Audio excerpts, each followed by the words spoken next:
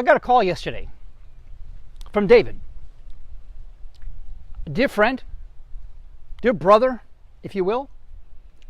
I've known him since January of 1987. I had just been promoted to sales manager. Instead of working in the branch office, I was now in head office, corporate office in Nashville, Tennessee. David had been there 3 months. I guess he started in September, October, something like that, and October, November, December, and he had not made a single sale.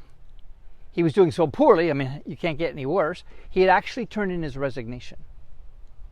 But the thing is, the company liked him because he's such a nice guy.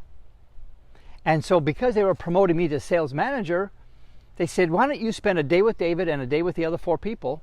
They gave me a team of 5. And let us know what you think. And they wanted to know, was he in fact salvageable? I mean, they had guys that would just slam dunk the customer, let's ram the sale through, and they had every kind of person you can imagine in that group of 5, I guess. Not every kind, but a lot. And so I worked with everybody. At the end of the week, the VP asked me, well, what you think of David? In other words, should we keep him? And I said, he's the best guy on the team. They were floored. They thought, like, they made a horrible decision promoting me to sales manager because obviously this kid, this is what, 40 years ago, 39 years ago, 30, whatever it was, 38 years ago. He doesn't know anything, right? He's not mature enough to know that this David guy is not that good. He certainly may be salvageable, but not the best guy. They said, why do you say he's the best guy? I said, because he has integrity. I can teach him everything else. Of course, that didn't land too well in their ears because it seemed like a bit of a repudiation on some of the people they'd chosen. And I really didn't mean it as an insult to other people. What I meant was David had told me a story at lunch that was so moving to me. I thought, this is incredible. Here he was out of college and he was looking for a job and he needed a job. And at lunch, he's telling me the story that he went and applied for a job at a company, a sales position. And the guy that was interviewing him said, hey, are you one of these 40-40 guys? Well, he didn't know what that meant. He said, I don't know, what's that? He said, one of these guys that works 40 hours a week for 40 years, they retire and give him a gold watch. You're not one of those, are you? And he thought about it. And he said, I'm not that guy. But my father worked 40 years, 40 hours a week for 40 years for AT&T. He just retired. They did give him a gold watch. He provided well for our family, paid my way through college. My father was a great man. I don't think I want to work for you. And he walked out of the interview. He walked out of a job that he wanted and needed because of the integrity that he had on the inside. And I remember thinking, wow, that's something. You're a heck of a guy.